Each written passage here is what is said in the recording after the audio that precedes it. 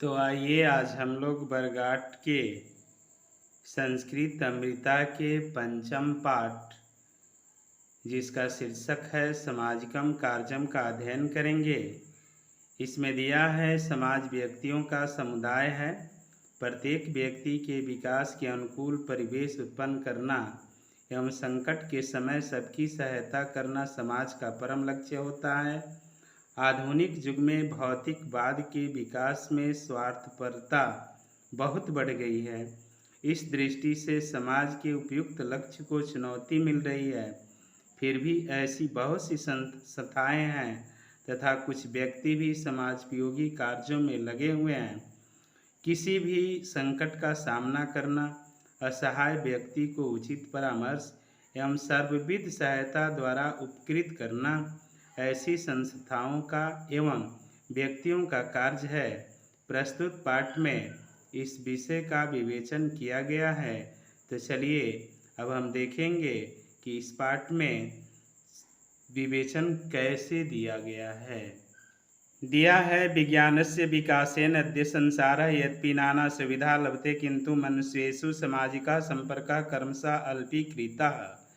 विज्ञानस्य विकासेन विज्ञान के विकास से अद्य संसारः आज संसार यद्यपि नाना सुविधा लभते अनेक सुविधाएं प्राप्त करता है किंतु मनुष्येषु सामाजिकः संपर्कः लेकिन मनुष्यों में सामाजिक संपर्क क्रमशः अल्पीकृतः यानी कम होता गया है। स्वगृहे एव जनाः अनेकानि विज्ञानोपकरणानि प्रयुज्य अन्यानि तुच्छानि मन्यते।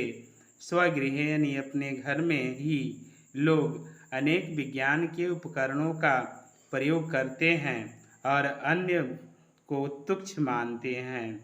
कदाचित् एतेषाम् उपकरणानाम् अभावे परिवारे सदस्या एवं उपकारका अभवन्। कभी इन उपकरणों के अभाव में परिवार में सदस्य ही उपकार करने वाला हुआ। क्रमेण मानवस्य एकाकित्वेन स्वार्थवादः उदितः। क्रमशः मानव के अकेलेपन के कारण स्वार्थवाद का उदय हुआ। इदानीं मनुष्यः स्वकीयं हितमेव सर्वोपरि मन्यते। इस समय मनुष्य अपने भलाई को सबसे ऊपर मानता है किंतु समाजस्य सदस्य रूपेण सर्वेषां लेकिन समाज के सदस्य के रूप में सबका देखें आगे क्या दिया हुआ है। कर्तव्यम वर्तते यत् एकस्य जनस्य हितम अहितम चिंतेयुः यानी सबका यह कर्तव्य है कि एक दूसरे व्यक्ति के हित की चिंता करनी चाहिए। कश्चित् संकटापन्नः वर्तते कहीं कोई किसी संकट से घिरा हुआ है। कश्चित् मार्गे दुर्घटनाग्रस्तः कोई रास्ते में दुर्घटनाग्रसित है। क्वचित् जलपूर्णेन संपूर्णस्य ग्रामस्य विनाशः कहीं बाढ़ के कारण संपूर्ण गांव का विनाश होता है। क्वचित् निर्धनः जनः परिवार पालने असमर्थः कहीं निर्धन लोग अपने परिवार को पालने में असमर्थ हैं। क्वचित् वृद्धा जना उपेक्षिता कहीं बूढ़े लोग उपेक्षित हैं। कदाचित् गृहेषु अग्निदाह कभी घरों में आग लग जाती है। क्वचित् यातायात मार्ग अवरुद्धः कहीं यातायात मार्ग अवरुद्ध है।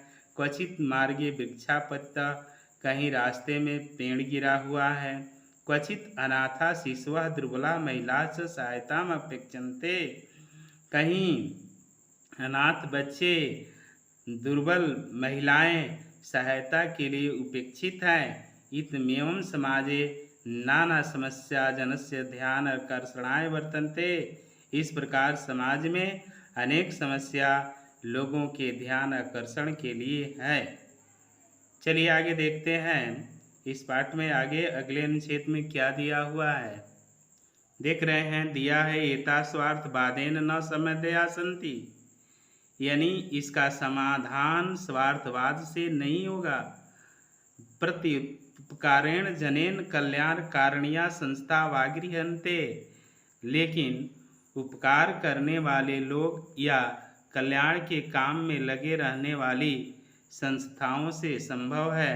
सर्वदा न सुखम दृश्यते हमेशा सुख दिखाई नहीं पड़ता है। संकटो अपि कस्यापि कुत्रापि भवितुं शक्नोति। संकट भी कभी भी किसी के साथ हो सकता है। एतस्मिन् काले एव सामाजिकं कार्यः जनैः उपेक्षितं भवति। इस अवसर पर चाहे इस समय सामाजिक कार्य लोगों के लिए उपेक्षित होता है। न इदं यत् सामाजिकं कार्यं संकटकाले एव भवति, प्रत्युत समाजस्य विकासाय स्वग्रामस्य नगरस्य वा गौरवाय अपि इदं क्रियते। यह नहीं कि सामाजिक कार्य केवल संकट काल में ही होवे, बल्कि समाज के विकास के लिए, अपने गांव नगर के गौरव के लिए भी करना चाहिए। यदा काचित् सामाजिक संस्था संपूर्ण ग्रामं स्वच्छं कुर्यात्, यानी किसी सामाजिक संस्था को संपूर्ण गांव का सफाई करना चाहिए। मार्गेषु वृक्षारोपणम, रास्तों में वृक्षारोपण, कूप तडाग आदि जलस्यानां व्यवस्था, कूप तडाग यानी तालाब आदि जलाशयों का व्यवस्था करना चाहिए। रिक्तेषु क्षेत्रेषु उद्यानां विन्यासम, खाली खेतों में पेड़ लगाना चाहिए। क्वचित पुस्तकालयस्य व्यायामशालायाः सामुदायिक भवनस्य वा प्रबंधम वा, यानी कहीं पुस्तकालय का, व्यायामशाला का या सामुदायिक भवन का। आइए देखते हैं क्या दिया हुआ है। चलिए अब हम लोग अगला अनुच्छेद पढ़ेंगे। प्रबंधम कुर्यात्, प्रबंध करना चाहिए। यदि ग्रामे मार्ग व्यवस्था नास्ति तदा ग्राम जनानां स्वैच्छिकं श्रमेण मार्ग निर्मातुं प्रभवन्ति सामाजिक संस्थाः। कहने का तात्पर्य है कि अगर गांव में रास्ता नहीं है तो उस रास्ते का निर्माण किसी भी संस्था के द्वारा गांव के लोगों के ऐच्छिक श्रम से निर्माण करना चाहिए। तदर्थम एको अपि मनुष्य कार्यारंभे समर्थ। इस कार्य के लिए एक भी मनुष्य समर्थवान होता है, एक भी मनुष्य काम को कर सकता है। आगे दिया है, संकट काले तो सूत्राम वर्तते सामाजिक कार्यम। संकट के समय तो सामाजिक कार्य बहुत बढ़ते हैं। क्वचित निर्धने परिवारे विवाह योग्यानां किशोराणां च सामूहिको विवाहो अपि सार्वजनिक स्थलेषु आयोज्यते। यानी कहीं निर्धन परिवार में विवाह योग्य किशोरियों का और किशोरों का सामूहिक रूप से विवाह भी सार्वजनिक स्थलों पर आयोजित होते हैं। तत्र विवाहस्य सरला रीति आडंबर विहीना दृश्यते। वहाँ विवाह की सरल रीति और दिखावटी से अलग होता है। किंच काचित संस्था निर्धनान छात्रान प्रतियोगिता परीक्षार्थ प्रस्तुवन्ति निःशुल्कम।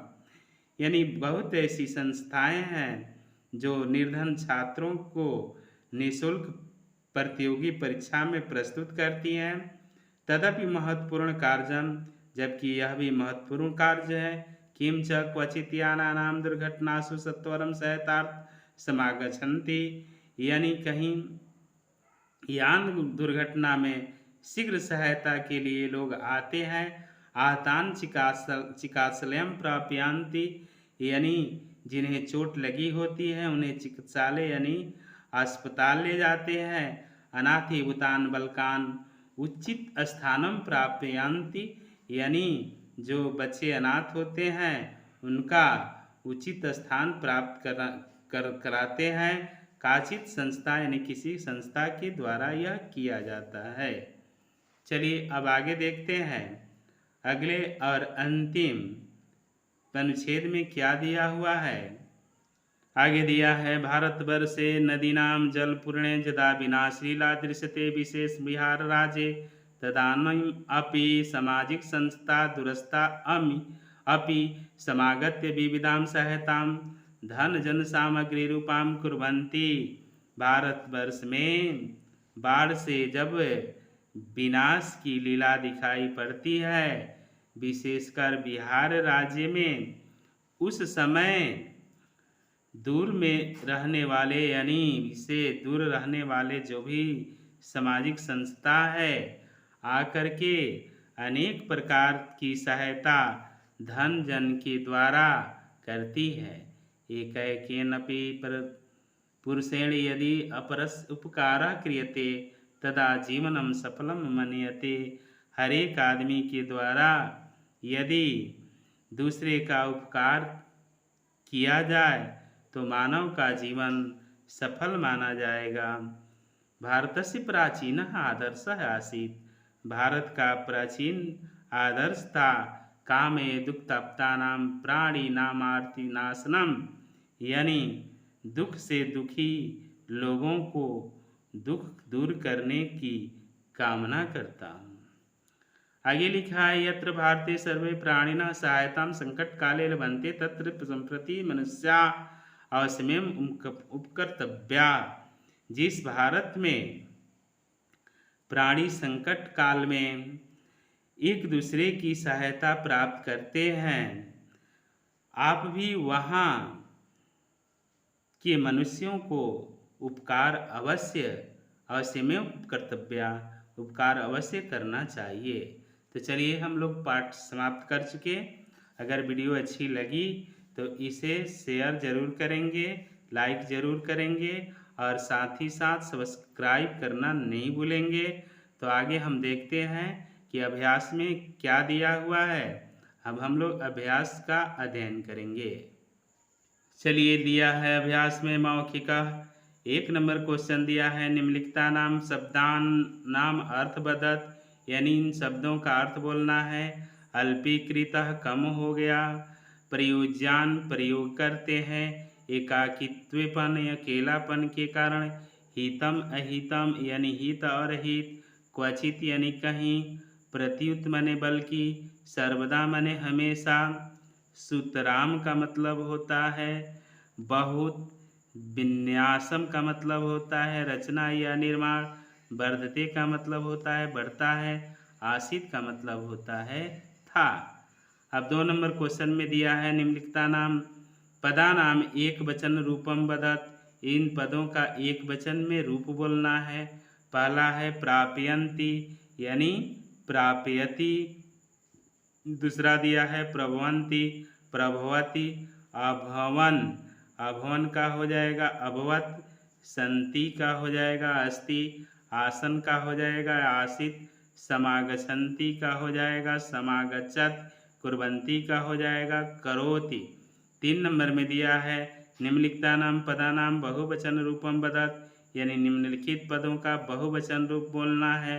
विज्ञानोपकरणानि विज्ञानोपकरणम के ज्ञानोपकरणानि, महिला महिला हो जाएगा जनस्य जनानाम, बालकाय बालकेभ्यः, ग्रामे ग्रामेषु, फलं फलानि, नदी नद्यः।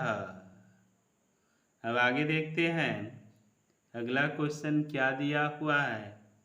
लिखिता यानी 4 नंबर दिया है, संधि कुरुत यानी संधि करना है, न जोड़िदम यानी नेदम हो जाएगा और कह धन चित यानी कश्चित हो जाएगा। चलिए आगे देखें आगे कौन सा क्वेश्चन दिया है, इसमें भी आगे अभी क्वेश्चन है। आगे है एक धन अपि एको अपि एकेन अपि यानी एकेनापि, निधन धनः निर्धनः, इति धन एवं इति एवं। क्वेश्चन नंबर 5 में दिया है संधि विच्छेदम कुरुत यानी संधि विच्छेद करना है।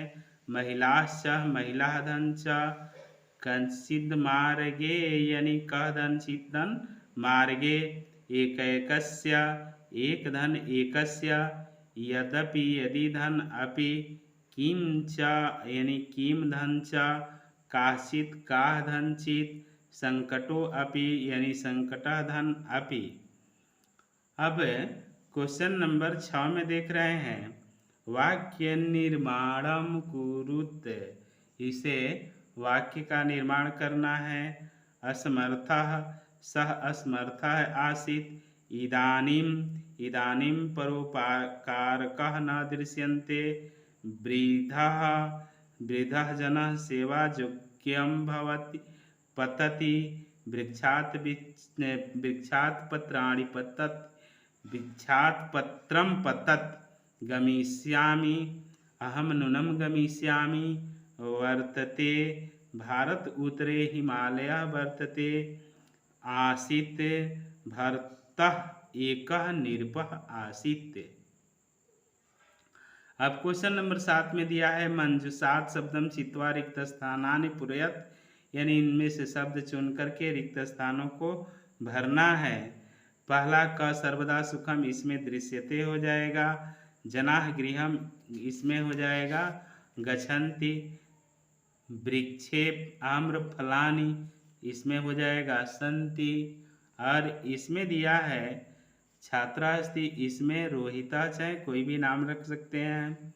इसमें दिया है, आगे दिया है प्रवहन्ति, यानी इसमें हम लिखेंगे नद्यः प्रवहन्ति। सत्वरम सहायतार्थ खाली जगह दिया है, यानी जना सत्वरम सहायतार्थम समागच्छन्ति। अब 8 में दिया है प्रकृत प्रत्यय विभागम कुरुत, यानी इसका प्रत्यय जो है अलग अलग करना है। पहला है भवतुम, यानी भू धन तुमुन। निर्मातुम, यानी नीर धन मा धन तुमुन। गंतव्यः, गम धन तव्य धन क्या होगा गंतव्यम तव्यः योगा। आसन अस धातु है और यह जो है लंग लकार में है। समागत्यः सम धन आ धन गम धन लयप। पठितः पठ धन अक, यानी पठितः। आगे देखते हैं अगला क्वेश्चन क्या है। अगला क्वेश्चन है सुमेलनम कुरुत, यानी सुमेलन करना है।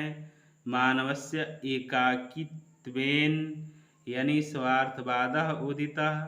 इसमें एक में 2 नंबर यानी स्वार्थवाद भर लगा देंगे। कामेह दुक्त अपतानाम, यानी ख में हम प्राणी नामार्ति नाशनम। ग में इदानी मनुष्य सौख्यम हितेवम, यानी एक लगाएंगे। सर्वोपरि मन्यते काचित् सामाजिकः संस्था संपूर्ण ग्रामं स्वच्छं कुर्यात्। सामूहिकः विवाहः सार्वजनिक स्थलेषु आयोज्यते। 10 में दिया है विपरीतार्थक शब्दों का सुमेलन करना है। जैसे पहला है गच्छति, गच्छति का उल्टा होगा आगच्छति। उचितम का अनुचितम हो जाएगा। तदानीम का हो जाएगा इदानीम। समर्थः असमर्थः। रिक्तः पूर्णः। सफलम असफलम। कर्तव्यः अकर्तव्यः। अब हम क्वेश्चन नंबर 11 में देखेंगे। दिया है उदाहरण अनुसारम अव्यय पदानि चिन्हित, यानी इसमें अव्यय पद को चुनना है। पहला दिया है उदाहरण में शीलाः सौ ग्रामम गमिष्यति, इसमें स्व है। वैष्णवी कुत्र गमिष्यति, इसमें अव्यय कुत्र है। आगे देखते हैं आगे क्या दिया हुआ है। आगे दिया है सांभवी कदा पठिष्यति, इसमें कदा अव्यय है। आयुषी चैतन्य च लिखता, इसमें च अव्यय है। जावेद ऊंचई असत, इसमें ऊंचई अव्यय है। जान सर्वदा सत्यम वदति, यानी सर्वदा, इसमें अव्यय है। अब दिया है 12 नंबर में रेखांकित पदेषु प्रयुक्तां विभक्तिम लिखत, यानी इसमें जो रेखांकित पद है उसमें जो विभक्ति दिया है उसे लिखें। क में दिया है मनुष्येषु, सप्तमी बहुवचन है। समाजस्य षष्ठी है। सर्वेषां षष्ठी बहुवचन है। घ में दिया है ग्रामे सप्तमी एक वचन है। जनई, यानी यह तृतीया बहुवचन है। अब क्वेश्चन नंबर 13 में देखते हैं। अधोलिखितानां तद्भाव समर्थ शब्दानां तत्सम शब्दान चिनुते। जैसे एक उदाहरण दिया है गांव का ग्राम, तो आग का क्या हो जाएगा आग का अग्नि, कुआं का कूप, खेत का क्षेत्र हो जाएगा, पांचवा का पंचम हो जाएगा, सब का सर्व हो जाएगा, बुढ़ा का वृद्ध हो जाएगा। इसी के साथ यह अभ्यास भी खत्म हुआ। हम पुनः मिलेंगे अगले वीडियो में अगले चैप्टर के साथ। तब तक के लिए अलविदा।